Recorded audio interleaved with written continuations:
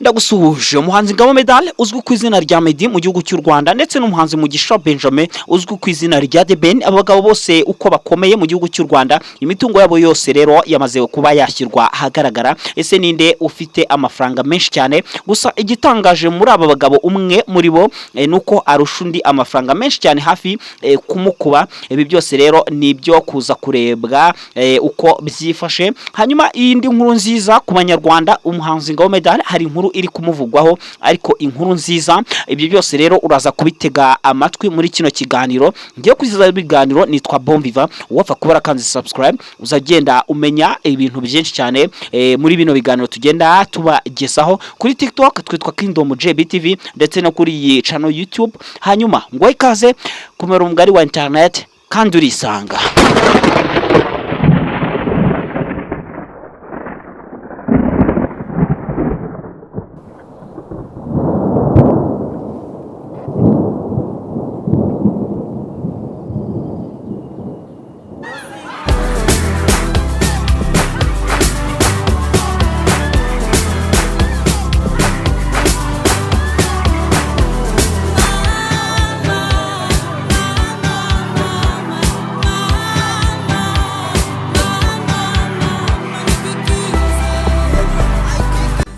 Yes, wamaze kubyumva rero ko namaze kuguha ikaze muri kino kiganiro. Hanyuma umuhanzi Ngabo Medal Jobert, uyu nguyu rero uzwi nka Meddy mu gihugu cy'u Rwanda, azwi cyane nka Meddy kandi numwe mu bahanzi b'abanyarwanda bageze kure mu muziki wo muri R&B ndetse na Afropop.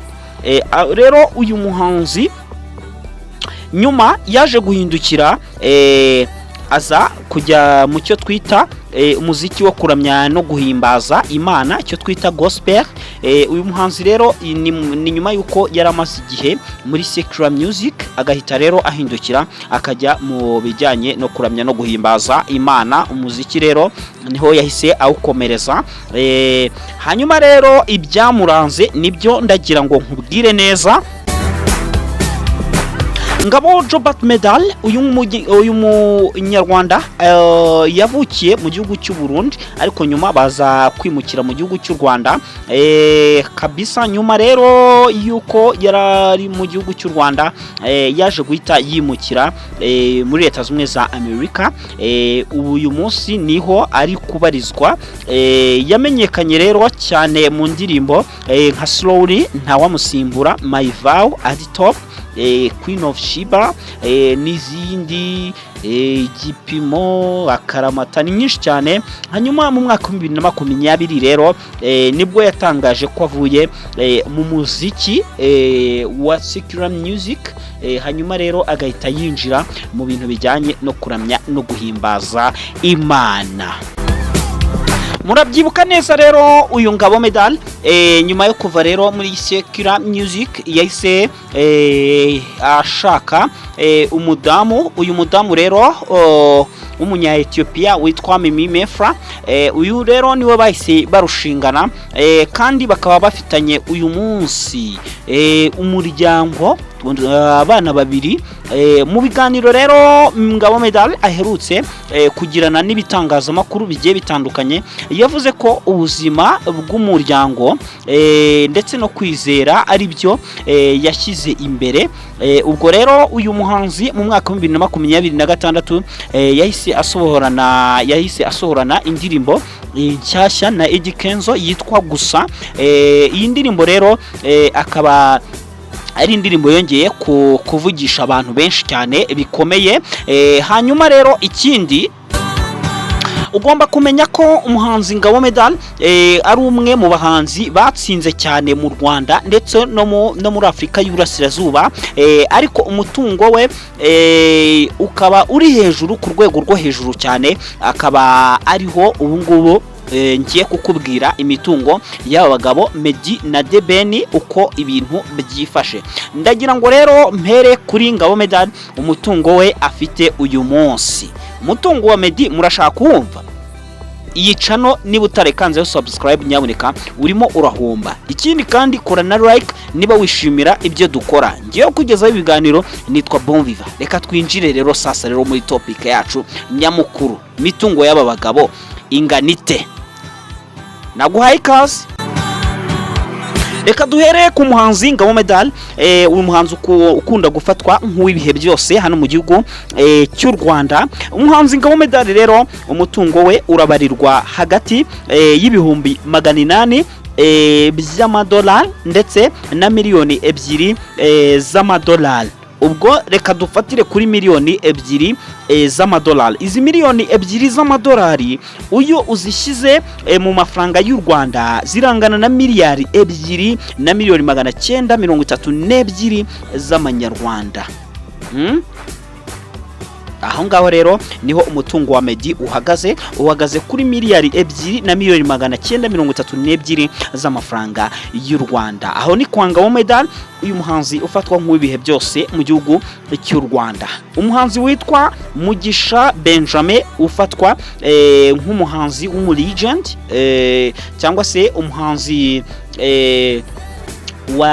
wakoze agahigo, waciye agahigo, umuhanzi uzahora mbese ari umunyabigwi. Kugira ngo byumve neza atandukanya w'ibihe byose n'umunyabigwi. Umunyabigwi yitwa The Ben ndetse n'uw'ibihe byose akwitwa Meddy. Ibihe byose wazana ikinyejana kizaza, wazana ikinyejana cyahise, umuhanzi Meddy ni umuhanzi w'ibihe byose, niwe muhanzi wakoze ibitangaza. Naho uwo twita rero umunyabigwi ni The Ben rero tumufata nk'umunyabigwi kugira ngo ujye utandukanya abo bantu. Hari umunyabigwi hakaba n'uw'ibihe byose. Hanyuma rero The Ben rero umutungo we niwo tugiye kugeraho. The Ben umutungo we urangana, umuhanzi Mugisha Benjamin ufatwa nka The Ben, uzwi ku izina rya The Ben, umutungo we urangana na miliyoni 5 z'amadolari. Ubwo miliyoni 5 z'amadolari nituzizana mu mafaranga y'u Rwanda zirangana na miliyari 7 na miliyoni 327 n'ibihumbi 500 by'amafaranga y'u Rwanda. Kubera ko idolari ry'uyu munsi riri ku giciro, idolari rimwe riri ku giciro cy'amafaranga y'u Rwanda, riravunjwa amafaranga y'u Rwanda 1465 n'ibice 5. Icyo nicyo kigereranyo cy'idolari rimwe rivunjwa amafaranga y'u Rwanda uyu munsi. Umuhanzi Ngabo Medal twabonye ko umutungo we ungana na miliyoni 2 z'amadolari, bingana rero na miliyari 2 z'amafaranga y'u Rwanda nandi mafaranga inyuma yaho. Ariko umuhanzi The Ben tubonye ko arusha Meddy kure, aramurusha kure, kubera ko nitwitegereza umuhanzi The Ben turasanga ari umuntu ukunda ibintu bya mbese ni umuntu ukunda, turabyita iki, akunda business cyane. Gusa hari ikintu tutigeze tuvugaho, nubwo imitungo y'aba bagabo yamaze kuba ishyirwa ahagaragara, bashyizeho full stop, bashyizeho question mark, baravuga ngo urutonde twakoze hari imitungo ya Ngabo Medal imwe n'imwe yanze gushyira ahagaragara, ariko twabaze imitungo yabo tubona uyu munsi. Ariko ati iyo umuhanzi Ngabo Medal Jobert ati ntabwo yose yagiye ayishyira hanze. Ibyo rero nibyo twabashije kuba twabona. Urwo nurubuga rukunda gukurikirana amakuru y'abahanzi ruyashyira hanze, urubuga rwa Forbes. Hanyuma rero icyo ugomba kumenya cyo nuko umuhanzi The Ben ari imbere y'abandi bahanzi mu gihugu cy'u Rwanda, ni ufite amafaranga menshi cyane. Hanyuma indi nkuru utaguye kwirengagiza, tuvuye ahangaha kuri iyino mitungo y'aba bagabo, umuhanzi Meddy ni nyuma yuko yari yaramaze gutangaza ayo magambo avuga ko atazongera kugaruka mu muziki umuziki wa secular music. Ubu rero amakuru ahari nuko Ngabo Medal agiye kugaruka mu muziki uyu usanzwe umuziki w'isi cyo twita secular music, agiye kongera ayigarukamo. Element L ari kuvugwa ko agiye kuba producer we. Ibi rero tuzabinyuramo mu kiganiro cy'ejo. Ndagira ngo rero nkubwire ngo amakuru kuri Ngabo Medal ngomba kuzayagushyiraho ejo. Nzaza nakubwiye icyo bita nagukoreye liste ya byose Ngabo Medal agomba kuzifashisha, dore ko agiye kugaruka muri secular music. Ibintu byose byifashe bite? Nitwa Bonviva, yitwa Kingdom JBTV. Wowe ufa ko warakanze subscribe, uzagenda umenyera byinshi muri bino biganiro. Ndagushimiye kandi ugira umunsi mwiza. Asavisa.